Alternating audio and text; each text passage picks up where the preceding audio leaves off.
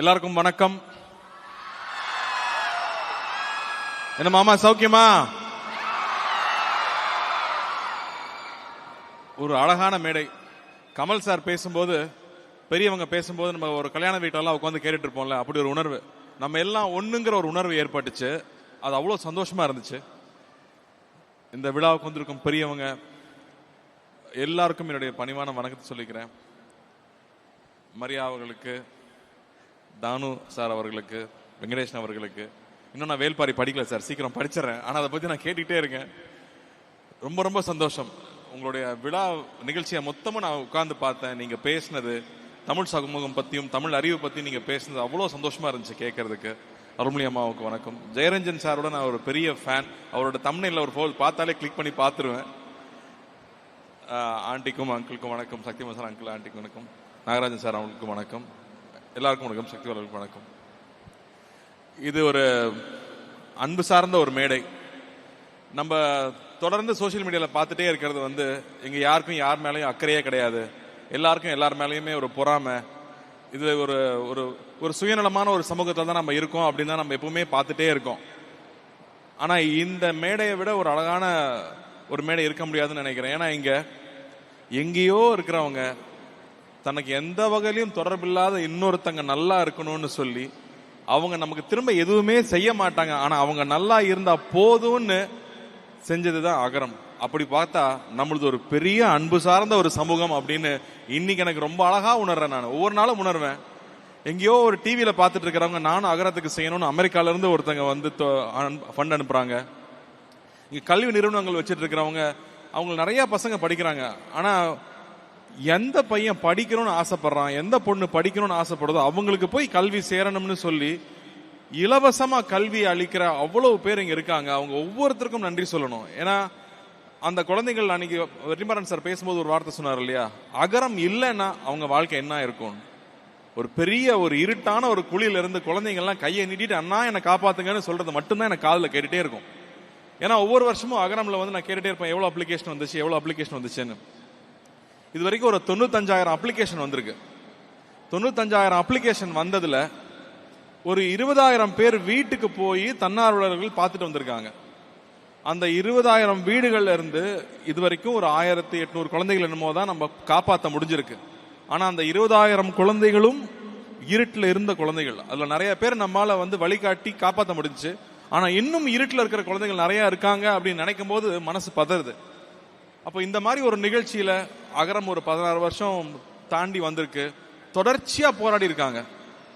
இது ரொம்ப ஈஸியான ஒரு ஜேர்னி இல்ல. அவர் என்னங்க அவர் பாத்துக்குவார், அவர் என்ன பாத்துக்குவாங்கன்னு ஈஸியா சொல்லிடலாம். அப்படி நடக்கல. இது எல்லாரும் சேர்ந்து செஞ்சதுதான் அகரம். எல்லாரும் தொடர்ச்சியா செஞ்சதுதான் அகரம். 16 வருஷம் நடந்திருக்கு.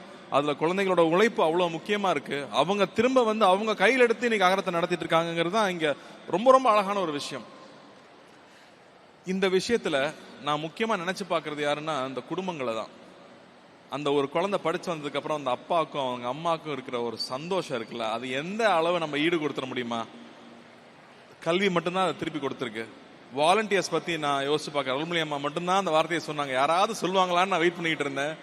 ஏன்னா சாட்டர்டே சண்டே மட்டும்தான் இவங்க எல்லாரும். ஏன்னா வாலண்டியர்ஸ்னா யாருன்னு நிறைய பேருக்கு ஒரு டவுட் இருக்கு. நான் அதை கிளியரா சொல்லிடுறேன். வாலண்டியர்ஸ்ங்கிறவங்க ஏதோ ஒரு கம்பெனிலேயோ எங்கேயோ வேலை பண்ணிட்டு இருக்கிறவங்க, நானும் இந்த சமூகத்துக்கு ஏதாவது பண்ணணும், என்னால பணம் கொடுக்க முடியாது ஆனா நேரத்தை கொடுக்க முடியும்னு சொல்லி வீக்கெண்ட்ஸும் சரி வீக் டேஸும் சரி அவங்களுடைய டைமை ஃபுல்லா இங்க கொடுக்குறாங்க. அவங்க கொடுக்குற டைமுக்கு விலை மதிப்பே கிடையாது. ஏன்னா அவங்க வீட்டுல ஒரு குழந்தை இருக்கு. நான் நிறைய வாட்டி நான் போய் பார்த்திருக்கேன். குழந்தை என்ன பண்ணுது, அம்மா கிட்ட விட்டு வந்துட்டேனா அப்படின்னு சொல்லும். சாட்டர்டே சண்டே மட்டும்தான் அம்மா வீட்டுல இருப்பாங்க. அந்த 2 நாளும் அம்மா என் கூட இருக்க மாட்டாங்கன்னு அந்த குழந்தை எவ்வளவு பெரிய தியாகம் பண்ணிருக்கு. அவங்க என்ன யோசிச்சிருப்பாங்க, இது ஏன் ஒரு குழந்தை எங்க அம்மா பாத்துக்கும், ஆனா அங்க ஒரு 1000 குழந்தை இருக்கு, அதை யார் பாத்துப்பாங்கன்னு அவங்க கிளம்பி வர்றாங்க. அந்த வாலண்டியர்ஸ்ல இருந்து அவங்க குடும்பங்கள்ல இருந்த ஒவ்வொருத்தருக்கும், அவங்களோட தகப்பனுக்கும் அவங்க குழந்தைகளுக்கும் நான் இங்க ரொம்ப ரொம்ப நன்றி சொல்றேன். ஏன்னா அவங்களுடைய தியாகம் தான் இங்க நடந்திருக்கு. ஸோ வாலண்டியர்ஸ்ங்கிறவங்க, எனக்கு ஒண்ணுமே தெரியாத நான் எப்படி வாலண்டியரா இருக்கிறதுன்னு சில பேர் கேட்கலாம். ஆனா இங்க வாலண்டியர்ஸ்க்கும் ட்ரைனிங் இருக்கு, அவங்களுக்கு ஒரு ஒர்க் ஷாப் இருக்கு. ஸோ ஒரு குழந்தையை எப்படி வழி நடத்தணுங்கிற பயிற்சி கொடுத்து தான் இங்க நீங்க உள்ள வருவீங்க. இங்க வாலண்டியர்ஸா இருக்கிறவங்களுக்கு வெவ்வேறு வேலைகள் இருக்கும். அட்மினா இருப்பாங்க, சில பேர் மென்டார்ஸா இருப்பாங்க. மென்டார்ஸ்ங்கிறவங்க ஒரு 5 ஸ்டூடெண்ட்ஸுக்கு ஒரு மென்டாரா இருக்காங்கன்னா எந்நேரமும் அவங்களுக்கு தொடர்புல இருப்பாங்க. அவங்களுக்கு அவ்வளோ இன்ஃபீரியாரிட்டி காம்ப்ளெக்ஸ் இருக்கும்.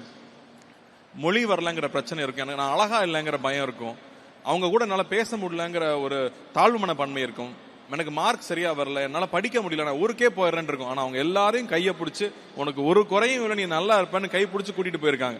ஸோ அவங்கெல்லாம் தான் மென்டர்ஸ் நம்ம சொல்றோம். ஆனால் அவங்களே அட்மினாவும் இருப்பாங்க. சில பேர் வந்து ஒவ்வொரு ஊருக்கும் போய் இந்த குழந்தைங்க எப்படி இருக்காங்க, உண்மையாவே அவங்க வந்து கஷ்டப்படுறவங்களான்னு பார்த்துட்டு வர்றதுக்கு போவாங்க. அதுல சில பயணங்கள் சொல்லுவாங்க. அந்த சில ஊருக்குலாம் வந்து பஸ்லயும் போக முடியாது, நடந்தும் போக முடியாது, பைக் ஆஃப்கோர்ஸ் போகாது. அப்ப யாராவது ஒருத்தர் கூட்டிட்டு போவாங்களாம். அது ஒரு இன்சிடென்ட் சொன்னாரு. ஒரு இடத்துல வெயிட் பண்ணிட்டு இருந்தேன், நீங்க வெயிட் பண்ணுங்க, நான் பைக்ல வந்து கூட்டிட்டு போறேன்னு ஒரு சொல்லியிருக்காரு. அவரும் ஒரு வகையில் ஒரு வாலண்டியர். ஒரு ஹாஃப் அன் அவர் அவர் வரவே இல்லை. என்னங்க வரவே இல்லை, டைமுக்கு வரேன்னு சொன்னீங்க, இருட்டிடுச்சுன்னா அப்புறம் யானை எல்லாம் வந்துடும் சொல்லியிருக்காரு. மன்னிச்சுங்க, இன்னைக்கு எனக்கு கல்யாணம், அதனால ஒரு ஹாஃப் அன் அவர் லேட் ஆயிருச்சுன்னு சொன்னாராம். ஸோ அப்படி நம்ம சமூகத்தில் அடுத்தவங்க நல்லா இருக்கணும், அந்த புள்ள படிக்கணும்னு நினைக்கிற எத்தனையோ பேர் இன்னும் இருக்காங்க. அப்படிங்கறதா நமக்கு வந்து ரொம்ப ரொம்ப சந்தோஷம் மறுபடியும் கொடுத்துட்டு இருக்கிற விஷயம். ஸோ நான் வாலண்டியர் பத்தி சொன்னேன். இந்த விஷயம் தொடர்ந்து நடக்கணும் இல்லையா? அண்ணா வந்து பசங்க படிச்சுட்டா போதும் அப்படிம்பாரு. ஐயோ நிறைய காசு தேவைப்படுது, என்ன பண்ணும் போதெல்லாம் அண்ணி சொல்லுவாங்க, காசு வச்சா ஆரம்பிச்சோம், அன்பு வச்சு தானே ஆரம்பிச்சோம், அது வரும்னு அண்ணி சொல்லுவாங்க. அப்படி அண்ணி சொல்லலைன்னா இவர் எப்படி தொடர்ந்து ஓட முடியும்? எனக்கு இன்னொரு இன்சிடென்ட் ஞாபகம் இருக்கு. ஏன்னா நான் வீட்டில் சின்ன வயசுல இருந்து பார்த்த விஷயங்கள் தான் நமக்கும் இன்ஸ்பிரேஷனா இருக்கு, நம்மளும் மற்றவங்களுக்கு செய்யணும்னு நினைக்கிறோம். கோவிட் டைம்ல நினைக்கிறேன் நிறைய ஹாஸ்பிட்டல்ஸ்ல வந்து சில கருவிகள்லாம் கிடைக்கலங்கிறப்போ அண்ணி வந்து நான் பண்றேன் அப்படின்னு சொல்லிட்டு, இதுக்கும் கல்விக்கும் சம்மந்தம் இல்லை, ஆனா அங்க ஒரு தேவை இருக்குன்னு அகரம் மூலமா தான் நமக்கு தெரியுது. அகரம் மூலமா தான் ஒரு சின்ன சின்ன கிராமத்துல ஒரு தேவை இருக்குன்னு நமக்கு தெரியுது. ஏன்னா எல்லா சின்ன சின்ன இடங்களையும் நம்ம பசங்க இருக்காங்க. அப்ப தொடர்ந்து அது செஞ்சாங்க. அம்மா பார்த்தோம்னா கண்ணுக்கே தெரியாது, எப்பா அந்த வீட்டில் வேலை செய்யறம்மா உங்ககிட்ட சொல்லல, ஃபீஸ் கட்ட முடியலன்னு சொல்லி நான் காசு கொடுத்துட்டேன் அப்படிம்பாங்க. சின்ன வயசுல அப்பா பார்த்துருக்கேன். நம்மளோட புத்திசாலித்தனம் என்ன, 10 ரூபா செலவு பண்ண வேண்டிய இடத்துல 5 ரூபா செலவு பண்ணா நீ புத்திசாலி இல்லையா? அப்படிதான் நம்ம கத்துக்கிட்டு இருக்கோம். போர்ட்டர்ஸ் வருவாங்க ட்ரெயின்ல போகும்போது ஊருக்கு, அவன் சார் 50 ரூபா, சரிப்பா வாப்பான்னு கூட்டிட்டு போவான். அப்ப 50 ரூபா கேட்கிறாரு, ரொம்ப ஜாஸ்தின்னு நான் சொல்லுவேன். ஏன்னா நான் காசு ரொம்ப கராரா இருப்பேன். 50 ரூபான்னு சொல்லிட்டே வர்றாரு. எனக்கு 50 ரூபா கொடுக்குறாருன்னு இருக்கும். அங்க போனா 100 ரூபா எடுத்து கொடுப்பாரு. எப்பா 50 ரூபாயே ஜாஸ்தி, 100 ரூபாய் ஏன்பா கொடுப்பீங்கன்னு கேட்டா, அந்த 100 ரூபா வச்சு அவன் வீடு கட்டிடுவானா, அவன் போனா பிள்ளைக்கு ஏதாவது சாப்பிட்றதுக்கு வாங்கி கொடுப்பான்னு சொல்லுவாரு. எனக்கு இது நான் வந்து ஒரு 10 வயசுல நான் கேட்ட கதை இது. ஆனா இன்னைக்கு வரைக்கும் அதை மறக்கவே இல்லை. ஸோ இந்த மாதிரி ஒரு விஷயத்த நான் தொடர்ந்து கேட்டுக்கிட்டே இருக்கேன். அப்போ நம்ம நல்லதே தான் செய்வோம், நம்ம கூட இருக்கும் நல்லதே தான் செய்வாங்க. இந்த பாதை தொடரணும் அப்படின்னு ரொம்ப ஆசைப்படுறேன். அதுக்கு இன்னும் நிறைய பேர் கை சேர்க்கணும்னு நான் கேட்டுக்கிறேன். இன்ஃபேக்ட் தியா தேவ் 2 பேருமே வந்து மாதம் 300ல வந்து அவங்களோட பாக்கெட் மணியை கொடுத்துட்டு இருக்காங்கன்னு இப்பதான் எங்களுக்கு சொன்னாங்க. எனக்கு ரொம்ப சந்தோஷமா இருந்துச்சு. ஸோ தொடர்ந்து அடுத்தவங்க நல்லா இருக்கணும்னு நினைக்கிறவங்க தயவு செஞ்சு அகரம் கூட சேருங்க. அகரம் கூட கை சேர்க்கும் போது இது இன்னும் பலமாகும். இன்னும் நம்ம படிக்க வைக்க வேண்டிய குழந்தைகள் நிறைய பேர் இருக்காங்க, இன்ஸ்டிடியூஷன்ஸ் நிறைய பேர் முன் வர்றாங்க. இருந்தாலும் நிறைய பேரோட நேரமும் அன்பும் இங்க தேவைப்படுது. ஸோ எல்லாரும் ஒன்று சேருவோம். அகரம் தொடர்ந்து நடக்கட்டும், அகரம் நம்முடைய அகரமா இருக்கட்டும், நாம பயணிச்சுக்கிட்டே இருப்போம் அப்படின்னு நான் உங்களை எல்லாரையும் கேட்டுக்கிறேன். இது ரொம்ப அழகான ஒரு மேடை, இதுல ஒரு குடும்ப விழா, இதுல நான் வந்து கலந்துக்கிட்டது எனக்கு ரொம்ப ரொம்ப ரொம்ப சந்தோஷம். பசங்க எல்லாரும் வந்து இந்த மழையிலையும் தாண்டி வந்திருக்கீங்க. நீங்க எல்லாரும் பெரிய பெரிய சவால்கள் தாண்டி வந்திருக்கீங்க. இன்னும் வாழ்க்கையில நிறைய சவால் இருக்கு. அதனால தைரியமா இருங்க, உங்களால எதையும் தாண்டி போக முடியும். எதை சிந்திக்கிறீங்க, எதை பாக்குறீங்கன்றத மட்டும் கவனமா இருங்க. ஏன்னா நீங்க எதை சிந்திக்கிறீங்க, எதை பாக்குறீங்கன்றது, தினமும் நீங்க எதை சிந்திக்கிறீங்க பாக்குறீங்கன்றதான் உங்களுக்கு எதிர்காலமா இருக்க போகுது. நீங்க இன்னைக்கு இருக்கிற இடம் இதுக்கு முன்னாடி நீங்க ஆசைப்பட்ட இடமா இருக்கலாம். ஆனா இனி போக வேண்டிய இடம், இன்னைக்கு நீங்க எது நோக்கி போறீங்களோ அது இப்ப நீங்க நினைக்கணும். அதனால மனசையும் உங்க எண்ணங்களையும் சுத்தமா வச்சுக்கோங்க. All the best. உங்க கனவுகள் எல்லாம் நினைவாகட்டும். நீங்க எல்லாரும் மிகப்பெரிய ஆளா வருவீங்க. எந்த பக்கம் போனாலும் ஒரு அகரம் ஸ்டூடெண்ட் இருப்பாங்கன்னு எனக்கு நம்பிக்கை இருக்கு. இங்க வந்து இந்த விழாவை சிறப்பிச்ச எல்லாருக்கும் ரொம்ப நன்றி. விஜய் டிவிக்கு ரொம்ப நன்றி. DD thank you. டிடி நான் வந்து ஓட் ஆஃப் தேங்க்ஸ் மாதிரி மாறிட்டு இருக்கு, இருந்தாலும் மிக்க நன்றி. தேங்க்யூ.